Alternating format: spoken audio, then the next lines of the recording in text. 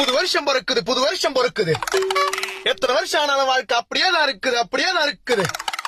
போன வருஷத்துல என்ன எவன் ஏமாத்துறானோ இந்த வருஷத்துல அவனுக்கு கை கால் விளங்காம போவேன். இந்த வருஷத்துல நான் வாழ்ற வாழ்க்கையை பார்த்து அவனுங்களா லாரி டயர்ல ஊந்து சாவ. நானே சிங்கிளா இருக்கும்போது போன வருஷத்துல எவன் அவனுக்கு தனக்கு ஆள் இருக்குதுன்னு நட்டுக்குன்னு தெரிஞ்சானுங்களோ இந்த வருஷத்துல அவனுக்கு காதல் புட்டுக்குன்னு போவேன். யோ புடுபுடுப்புக்காரன் தானே நீ? ஏன் பார்த்தா அம்பானிக்கு அத்த பை மாதிரி தெரியுதா?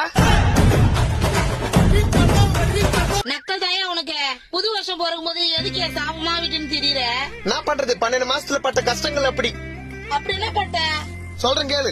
சொல்லு. வருஷம் ஆரம்பிக்கும் போது எல்லாரையும் நம்பு. அப்பதான் வாழ்க்கையில ஒரு தெம்புன்னு எவனோ ஜனவரி மாசத்துல ஜன்னி வந்தவன் எவனோ சொன்னான். அப்புறம் என்ன ஆச்சு? வருஷம் ஆரம்பத்துல நானும் எல்லாரையும் நம்பினேன். அப்புறம் 3வது மாசத்துல 3 பேர் முதுகுல குத்துனான். ஐயோ. 7வது மாசத்துல 7 பேர்கிட்ட ஏமாத்தினான். அப்புறம் இப்ப வருஷம் கடைசியில ஏமாந்தவன் ஒருத்தன் தான். அது யாரு? நான் தான். அப்ப போன வருஷம் ஃபுல்லா நீ சந்தோஷமாவே இல்லையா? என்ன பண்றது தாயி?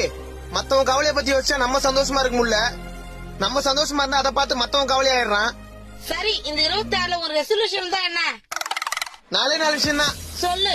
மனசுக்கு ஸ்ட்ராங்கா கேட்டு, ஆ மூளைக்கு நல்ல தாட்டு, ஆ வாய்க்கு ஒரு பூட்டு, அப்புறம் வர தேர்தல்ல ஒரு ஓட்டு.